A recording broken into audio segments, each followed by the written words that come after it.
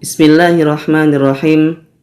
Dengan memohon pertolongan kepada Allah Subhanahu wa Ta'ala, kita masuk ke buku panduan. Pertama yang akan kita bahas adalah pengenalan dasar. Yang pertama adalah ilmu pendukung di dalam membaca dan menerjemah teks bahasa Arab. Bahkan ini adalah dianggap ilmu yang utama, yaitu ilmu nahwu dan ilmu sharaf. Ilmu nahwu adalah sebuah ilmu untuk mengetahui harokat atau bentuk akhir suatu kata beserta posisinya di dalam kalimat. Adapun ilmu sharaf adalah ilmu untuk mengetahui perubahan suatu kata menjadi bentuk lain beserta maknanya. Berikut ini adalah gambaran ilmu nahwu. Kita ambil kalimat Alhamdulillahi Rabbil Alamina. Segala puji bagi Allah, Rabb sekalian alam.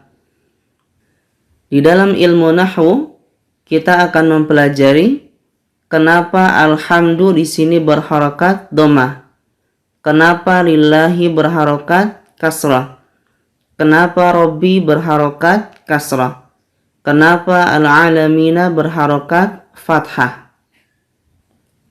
Alhamdu sebagai apa? Lillahi sebagai apa? Rabbi sebagai apa? Al-alamina sebagai apa?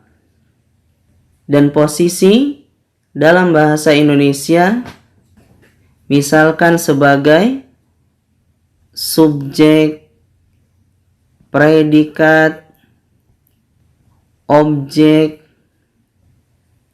keterangan, dan lain-lain. Ini gambaran nanti kita mempelajari ilmu nahwu. Selanjutnya adalah gambaran ilmu sharaf. Dari kata alhamdu ini ternyata banyak perubahannya. Ada hamidun, humaidun, mahmudun, ahmadu, hamida, hamdun, nahmadu, ihmad. Semua perubahan-perubahan ini dipelajari di dalam ilmu sharaf. Yang kedua, mengenal kata dalam bahasa Arab. Kata disebut dengan kalimah. Dan dia ada 3. Yang pertama isim, fi'il, dan huruf. Isim adalah kata benda, kata sifat, dan kata-kata lain yang tidak berkaitan dengan waktu. Yang dalam bahasa Arab nanti ada yang disebut dengan waktu lampau, ada yang disebut dengan waktu sekarang, ada yang disebut dengan waktu akan datang. Adapun fi'il adalah kata kerja. Dan huruf adalah kata sambung. Jumlahnya sangat terbatas. Sejauh yang saya perhatikan di dalam teks bahasa Arab, dari ketiga ini, isim, fi'il, dan huruf, penggunaan yang terbanyak adalah isim, sampai 60-70%. Penggunaan fi'il dan huruf kurang lebih 20-30%. Oleh karenanya, nanti kita harus banyak mengenal bentuk-bentuk isim di dalam teks bahasa Arab. Sekarang kita lihat gambaran contoh isim, fi'il, dan huruf dalam sebuah kalimat. Al-muslimuna amanu billahi wa rasulihi. Umat Islam, mereka beriman kepada Allah dan Rasulnya. Al-muslimuna ini adalah isim. Amanu ini adalah fi'il. Bi ini adalah huruf.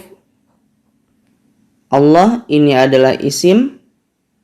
Wa huruf rasulihi isim. Jadi inilah gambaran nanti di dalam setiap kalimat isim, fi'il, dan huruf. Selanjutnya adalah yang ketiga, harokat dan imbuhan akhir.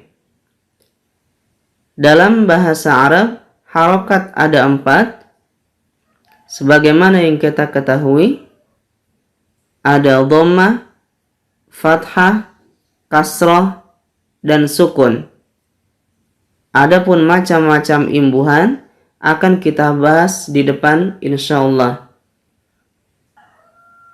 Yang keempat adalah bentuk akhir suatu kata.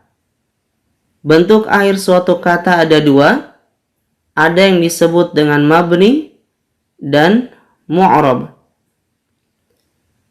Mabni adalah kata yang harokat dan bentuk akhirnya tetap selamanya atau baku. Adapun mu'rab, kata yang harokat dan bentuk akhirnya dapat berubah-ubah sesuai dengan posisi di dalam kalimat atau pengaruh-pengaruh lainnya yang nanti akan kita pelajari di depan. Sekilas contoh isim mabni. Kita lihat kata haza sampai kapanpun berakhiran fathah karena dia mabni. Amsi kemarin sampai kapanpun berakhiran kasroh karena dia mabni. Munzu sejak sampai kapanpun dia berakhiran dhammah karena dia mabni. Contoh isim mu'rab, kita ambil kata kitab.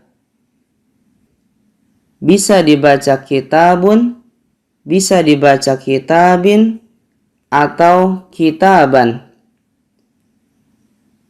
Alim juga sama, alimun, alimin, aliman. Masjid juga sama, masjidun, masjidin, masjidan. Jadi semua ini tergantung posisi di dalam kalimat dan ada tidaknya yang mempengaruhi. Ini adalah pengenalan pertama. Walhamdulillahirabbil alamin.